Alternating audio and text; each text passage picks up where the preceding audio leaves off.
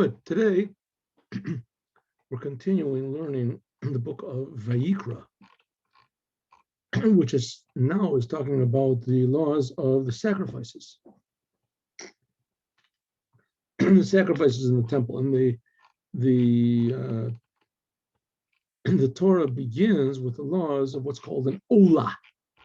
An olah, and it's called an olat nedava. In other words, a free will Thanksgiving offering to the temple, and it's eaten.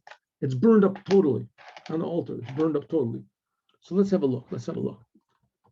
So we learned yesterday the idea of that God called to Moshe, and that every time that God spoke to Moshe, He always called to him. And we're learning about that also in the morning in the Chassidut class. And He spoke to him about Oel Moed. It's two different things. Vayikra Moshe, God always calls to Moshe first, and then afterwards He gives him His message. Vayedaber Hashem Oel Moed, and God spoke to Moshe in a very special way. It says that each time He spoke to him, it was in a way of endearment. Endearment. That's what is Vayikra. Very dear. Whether the angels use this word, it says. And it says that God essentially didn't really speak to Moshe in this endearing way for almost the whole entire time they were in the desert, for the 38 years after the sin of the spies, when the Jews refused to enter the land of Israel. So all the time thereafter, God did not speak to Moshe in this endearing way. Okay, but here He is speaking to him in this endearing way. So let's see what He has to say. What does God have to say to Moshe? Daber ben Israel, speak to the Jews, and tell them. Adam, a person, ki yakriv mikem korban, one of you, when he sacrifices a sacrifice to God, it should be, there can be either mina behema or from an oath. Two types of sacrifices, animal sacrifices. Either a behema, a animal, or a bird. An animal, there's only three types of animals that are permissible in the Holy Temple, and that is mina bakor, cows, and tzon, sheep. This includes also goats. So really, three types: cows, sheep, and goats. That's all the permissible for the animals. There's a lot of kosher animals you can't bring. You can't bring deer. Those are called chaya. You can't bring them. And you can also bring birds, but birds we'll talk about later. There's a lot of specifications in sacrifices that can't be stolen. You'll see. We'll see some of the specifications here. Mina bakor, mina tzon, from the bovine and from the sheep, you can sacrifice your sacrifice. Takriv with korban tam. Okay, it seems to be a little bit repetitious over here, because what does God say? Speak to the Jewish people and say to them. Of course, it's going to say to them. Right? Speak to the Jewish people, Daber ben Israel. Right? And then Adam. So what does it say? Speak to the Jewish people and say to them. What does it say? Adam ki yakriv mikem korban. A person, when he sacrifices from you a sacrifice. This is not really proper grammar. It should say Adam mikem ki yakriv. A person from you, one of you when he sacrifices. But it doesn't say that. It says one when he sacrifices from you. So in Chassidut, we learn that this means that the person has to sacrifice from himself, as well as taking the animal. And now that there's no temple, this part of taking from yourself is not in any way diminished. Okay, so let's see what Rashi has to say. Adam ki yakriv mikem, a person when he sacrifices from you, and also it says Adam. It could say ish. There's a lot of times it says ish. Right? Sometimes man is also called enesh, gever. Why does it say Adam? We'll see.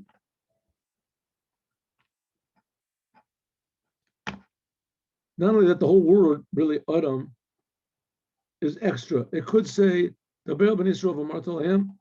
yakriv mikem korban. When there's sacrifices, one of you a sacrifice. The word adam is also really extra over here.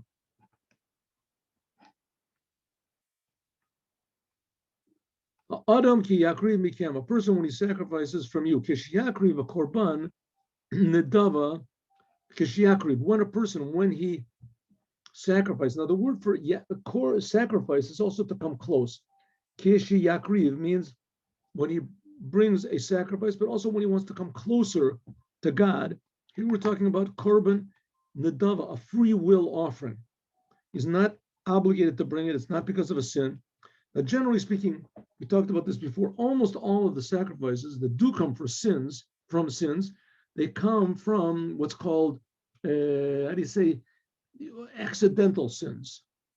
There's not on purpose. Sins that are done on purpose, you can't bring a sacrifice for. These are, generally speaking, it's talking about a person who did a sin, but he didn't know that it was forbidden. Right? He thought it was okay to light a cigarette on Shabbat. He thought it was just forbidden to light fire. He didn't know it was forbidden to light fire. Or he didn't know it was Shabbat. He knew it was forbidden, but didn't know it was Shabbat. That's called shogeg. Generally speaking, sacrifices are only brought for these shogeg, sins which are done in ignorance, either ignorance of the law or ignorance of the situation, right? He didn't know that this was forbidden meat that he was eating, or he didn't know it was forbidden to eat rabbit or something. That's called shogeg. That's when they brought. But if a person purposely ate rabbit, he knew it was forbidden, he did it, then there's no sacrifice for that. Because the sacrifices, they brought forgiveness, and a person did it for a sin and purpose, so the sacrifices weren't sufficient for bringing forgiveness. That had to be done by a broken heart and contrition and sort of resolution to change in the future. Now that, of course, there is no temple, so all we have is the second part. Okay, Adam. Why does it say Adam? The word Adam is totally extra. It could have said, speak to the Jewish people and say to them, Ki yakriv, when a person sacrifice, what does it have to say Adam? Lama nemar, ma Adam arishon, just like the first Adam, right? The first man created, his name was Adam. Just like the first man, lo hikriv min a gazel, he didn't sacrifice from a stolen item. He didn't call it from anything stolen. Same thing, you, min a gezel, shehakol hayashalo, because everything in the world belonged to him. Afatal, so you, lo takrivu min a gezel, do not sacrifice from what is stolen. Because a person could think, listen, the main thing is to bring to the Lord. So if I steal an animal and I offer it up to God, so that's okay. That's God will see, I'm not using it for myself. This is not good. Ha-behema, it says, if you bring a behema, yochel says, yochel, you might think also a chaya. When it says behema, you might think that any like four-legged animal that's kosher, a chaya, like a deer, an antelope, is okay. Talmud Loma, the teacher tells you, bakar v'tzom. In order for an animal to be kosher, it has to have split hooves and it has to chew its cud. So there are other animals like deer and things like that they do. Some people even say giraffes, that they're kosher. Technically, they're kosher. They're kosher. Maybe there's other side problems, but generally they're kosher. But it doesn't make any difference. Those animals cannot be brought to the holy temple. Only cows, sheep, and goats. That's all. Mina behema says you should bring mina behema from the bovine. Mina behema. If you bring from the, when you say four-legged animals. So what do you bring? It says from cows or from sheep. So is sheep and goats. But it says from them and not all of them. Now we're going to get to some of the laws of animals that are forbidden to bring on the altar. And there's a regular cow, a kosher cow, healthy, but you still can't bring it to the altar. Why not? Let's see a rova, vanirba, an animal that someone, a Jew, had sexual relations with. Could be also even a non-Jew. But in any case, a Jew for sure. If a Jew had not sexual relations with it, or that's a rova. That's a nirva. A rova is an animal that a woman brought this animal on her. Forbidden. Can't be used for the holy temple. Mina bakar lotzi et neavad. This comes to exclude some of the cows. This comes to exclude some cows that can't be offered, namely one that was bowed down to by its owner. Its owner bowed down to the animal and worshipped it. Right? In Egypt, they used to worship all sorts of animals. It says that was one of the reasons that we sacrificed a sheep, because the sheep was the big god over there. First thing on the zodiac. Minatzon, from the sheep.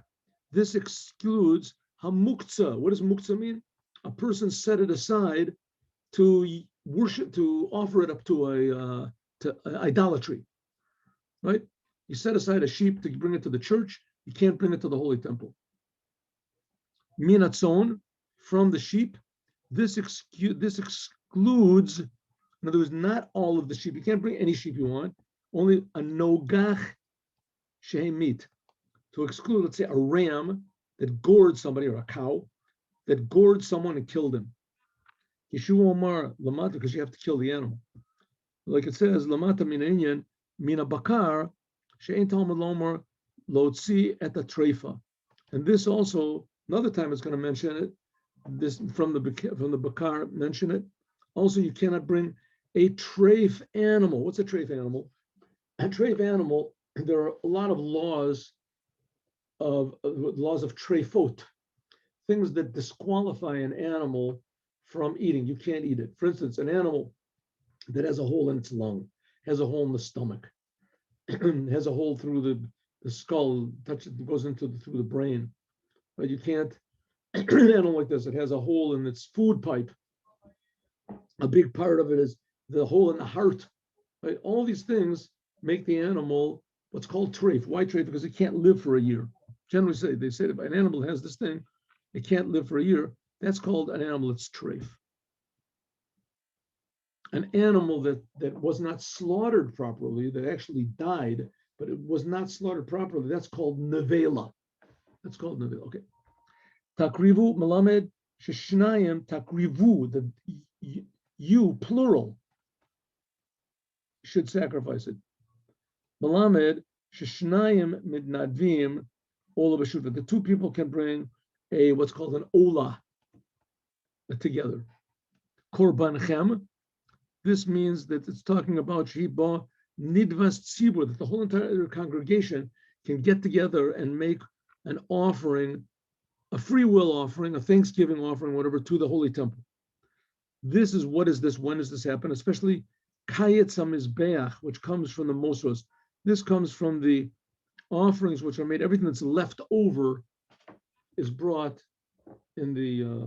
It's called kayetz hamizbeach. Okay.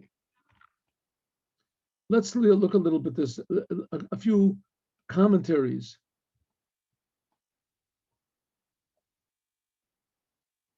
So it says, Adam ki yakri mikem korban la'Hashem mina behema. The Torah is telling us that Adam mikem, one of you people, ki yakri mina behema, korban la'Hashem, min a bakar, from the animals and from the what is it, the cows and from the sheep. You should make a sacrifice. Why? In order to tell us, now I'm telling you all these details because later on it's going to tell you about the details of the bird. This is the Ramban we're learning. And also the sacrifices of the meal offerings. Now that I didn't tell you. There's also offerings that you can bring from flour. There's different types of like cakes that can be brought. And sometimes it's called a korban olav yored, that if a person doesn't have sufficient money. If a person has money, then he brings a cow. If he doesn't have, then he can bring a sheep. If he doesn't have, then he brings a bird. And then if he's really poor, he can even bring a meal offering. So here it says a person, he says you can bring from a behema or a tzon. From these two and not from a chaya, and not from any other animals. You can't bring them a non-kosher animal. Want to bring an elephant to the Beis Hamikdash? Don't do it. An elephant costs 100 times more than a cow, 1,000 times. There's a better offering. You can't do it. You can't bring it, not as a sacrifice. It could be you could bring it at Bedek Habayit, and if you wanted to use it as an animal of burden or something, could be you could offer it to the Holy Temple. There's no for working, but not for a sacrifice. Here we have the Or HaChiam HaKadosh. Why does it say Daber el bnei Israel ve'amarta aleim? Speak to them and say to them. Daber ve'amarta. See here. Daber el bnei Israel ve'amarta aleim. Speak and say. Speak to the Jewish people and say to them. Why? Also, it changes the Daber bebeis Lashonos. It says, why doesn't it say Amar bnei Israel? Here, Daber bnei Israel v'amarta aleim. Why doesn't it say Emor bnei Israel v'amarta? 2 times Emor. Why? Because Shetziva HaChiam beis mine korban. Because God is telling us 2 different types of sacrifices. One of them comes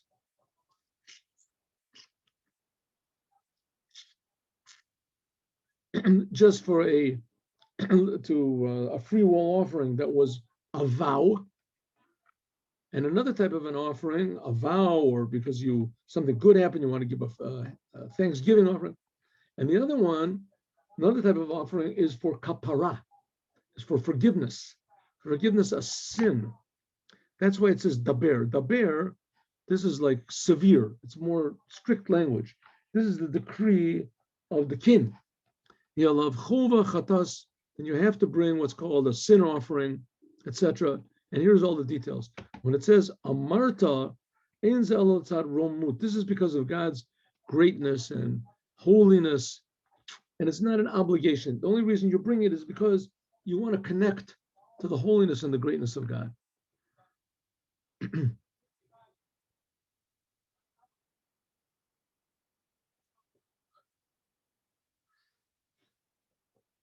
Okay, there's a lot more over here. It says Bnei Yisrael, Daber Bnei Yisrael, Daber Bnei Yisrael v'amart aleim. It says over there, what does it say? Daber Bnei Yisrael.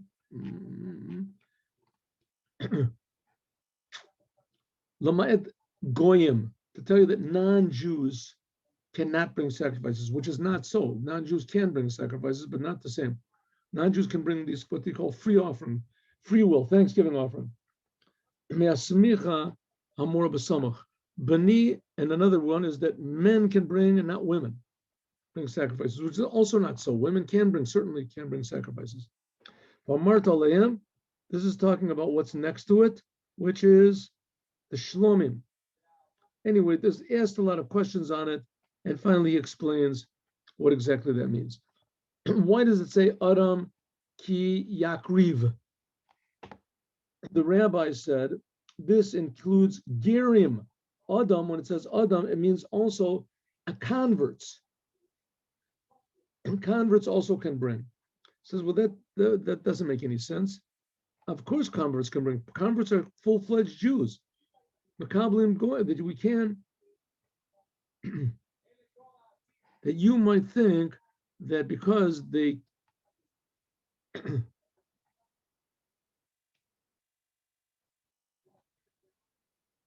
you might think that because they became Jews, and we find that in the Torah that there are some Jews that are also eliminated, like it says Mikem, not all of them, an idolater, for instance. Therefore, therefore, it says, in any case, he doesn't agree with this, and he explains what it means, which we can talk about next time.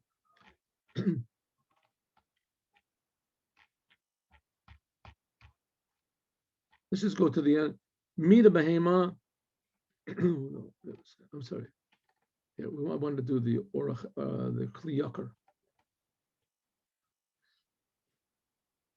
Even though this is very into the Sforno, the Sforno, he says, Yaakov Sforno. It says, a man, when he sacrifices from you, when you sacrifice, you have to sacrifice from yourself. You have to confess You have to humble yourself. Therefore, what you're really sacrificing up is not the animal so much as you're bringing from yourself. In Chassidut, it says Mina Behema is talking about the animal that's in yourself as well. You have to bring. Let's just do one more here. Adam ki yakriv yitchil b'lashon yachid says Adam, one person, right? Yakriv mikem korban l'Hashem. It starts. That's it. Let's go back. Let's go back here. Sorry. Adam ki yakriv mikem, a person when he sacrifices one person, right? And then it says takrivu, that you, plural, should sacrifice your sacrifices, plural. So first of all, it starts off at one person if he sacrifices. Then it talks about plural. What's going on? Why does it change?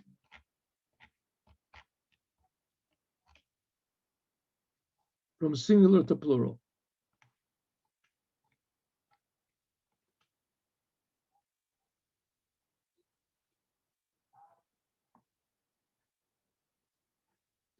Why? That what Rashi says is talking about that from here we can learn that two people can bring a sacrifice. He says that's a nice answer, but it doesn't seem to be sufficient to answer why God says it. And from the beginning, the same sentence from the beginning to the end, there's a contradiction. It says one person when he sacrifices, or sacrifices of plural, you, all of you. It seems to me that he wants to warn us that the sacrifice to Hashem is you shouldn't, there's two things you have to watch out for. One of them is the sin of Cain and Hevel. One of them, the sin is Cain, and the other one is Hevel. Now you remember the story of Cain and Hevel. In the very beginning of the Torah, it says that Adam had two sons, and that one of them was Cain, and that he sacrificed, he brought up, flax or whatever to Hashem. And then Hevel saw what was going on, and he sacrificed an animal, and God favored the animal. And Cain got all mad, and he killed Hevel, killed his brother. So it said both of them made a mistake in the way that they sacrificed these animals. They both made sacrifices, but they both did it in a mistaken way. What's the mistaken way? So it's coming to tell us, don't make those same mistakes. What is the mistake? Hevel, they were the first ones to ever make a sacrifice. Cain, what did he stumble in? He stumbled in the fact that he made a mistake that he brought zero pishtin. He brought like flax to God. He thought, okay, I'll give something to God also. HaChiam benafshotam. V'tzurich lahavi nefesh behema tamurot nafsham. He should have brought an animal, the animal that was really a proper gift to God, but he decided to v'tochech hitir HaKodesh Baruch Hu la'ani lahavi mincha she'en bo nefesh. Because of what Cain did, so God said, okay, I'll take the example. A poor person can bring flour. He can bring like bread offerings. But as far as bringing flax, there's no such thing. And therefore, a poor person that hasn't got any more, if he brings just, that's all that he has, he can bring wheat, the bread offering, and that's as though as he gave his soul. Like Rashi says in the pasuk, nefesh ki takriv mincha, that a person, when he gives a mincha means a bread offering. So that was the fault of Cain. The true, he did sacrifice first, and he did it on his own. Nobody asked him, but he brought an inferior sacrifice. Hevel, on the other hand, he was the one that gets killed in the end. Even though that he brought, it says the Bechoros Tzono V'Echel B'Hem, it says he brought the best of his sheep, but nevertheless, he didn't do good because he didn't nitorer al akrobran atzmo. He didn't do it on his own.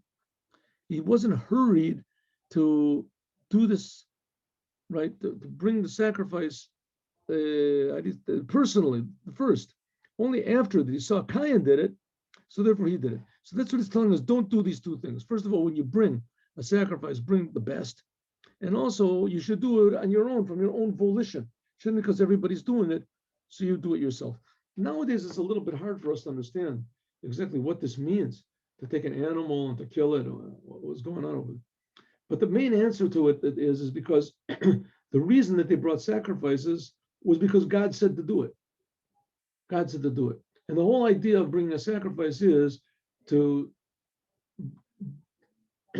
attach life back up to its source.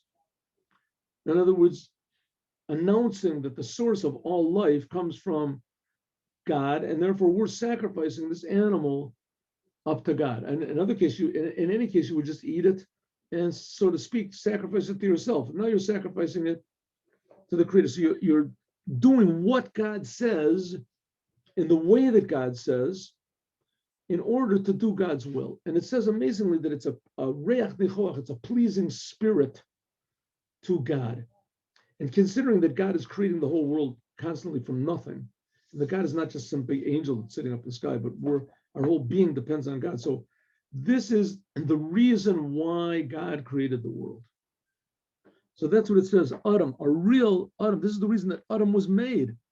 Ki yakriv, so that he would come close to God. Why? By bringing from himself, korban means to come close to God. He would bring from himself the sacrifice to God.